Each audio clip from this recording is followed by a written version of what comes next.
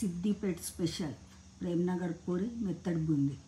ఇలా ప్రేమ్నగర్ పూరి ఒకటి ప్లేట్లో పెట్టేసుకోవాలి. ఇది శనగపిండి, ఉప్పు, కారము, అల్లం వెల్లుల్లి, నూనె వేసి చేస్తారు. ఇంకేం మసాలాలు వేస్తారో మనకైతే తెలియదు.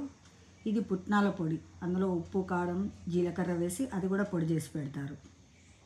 ఇది 1 వీక్ అయినా నిలువ ఉంటుంది. శనగపిండి మిశ్రమం 1 డేనే ఉంటుంది.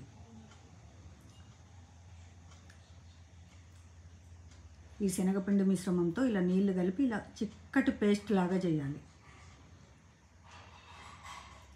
ఇలా సన్నగా తరిగిన ఉల్లిపాయలు, సన్నగా తరిగిన కొత్తిమీర ఇవన్నీ రెడీ చేసుకోవాలి. ఇప్పుడు ఇలా ప్రేమ్నగర్ పూరి పెట్టుకోవాలి.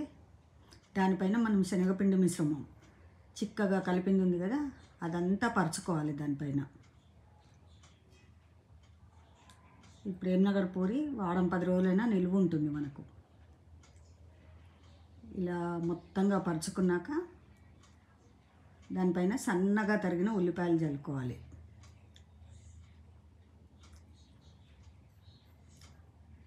ఆ తర్వాత కొత్తిమీర చల్లుకోవాలి. ఇప్పుడైతే బఠానీ చాట్ కూడా పెడుతున్నారు, కానీ 87లో అప్పుడు నేను తిన్నప్పుడు పెట్టలేదు. అందుకే నాకు అలా ఇష్టం కాదు, ఇలాగే ఇష్టం నాకు.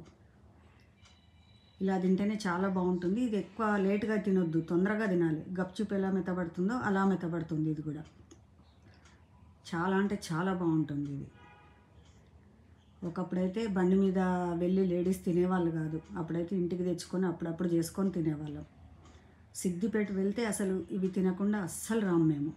చాలా బాగుంటాయి, ఇంకెక్కడ కూడా దొరకవు, మరి మాకు తెలిసి అయితే ఎక్కడా దొరకవు. అలాగే మెత్తడి బూందీ కూడా ఎక్కడా దొరకదు. ఎంత బాగుంటుందో మెత్తడి బూందీ అంటే చాలా బాగుంటుంది. ఎలా చేస్తారో తెలియదు, కానీ చాలా బాగుంటుంది. నేను 1-2 సార్లు ట్రై చేశాను, నాకైతే ఆ టేస్ట్ రాలేదు. సిద్దిపేట అంటేనే మెత్తడి బూందీ, ప్రేమ్నగర్ పూరి, ఈ రెండింటికి పెట్టింది పేరు సిద్దిపేట్. హైదరాబాద్ అంటే బిర్యానీ ఎలాగో సిద్దిపేట్కి ఈ 2 అలాగే.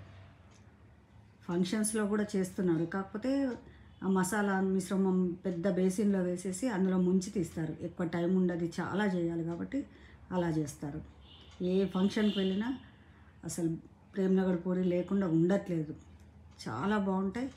మేము అలా డ్రైవి తెచ్చుకొని ఇంట్లో చేసుకుంటాం 1-2 డేస్ అయితే. ఇంట్లో కూడా చేసుకోవచ్చు ప్రేమ్నగర్ పూరి, కానీ చాలా పెద్ద ప్రాసెస్ అనిపిస్తుంది. అక్కడ టేస్ట్ రాదు కూడా. అక్కడ చాలా బాగుంటుంది సిద్దిపేటలో. సిద్దిపేట వెళ్ళినప్పుడు ఒక్కసారి ట్రై చేయండి, ఎంత బాగుంటుందో. మీకు నచ్చితే, మీకు ఎవరికైనా తెలిస్తే ఎలా ఉందో నాకు కామెంట్ చేయండి.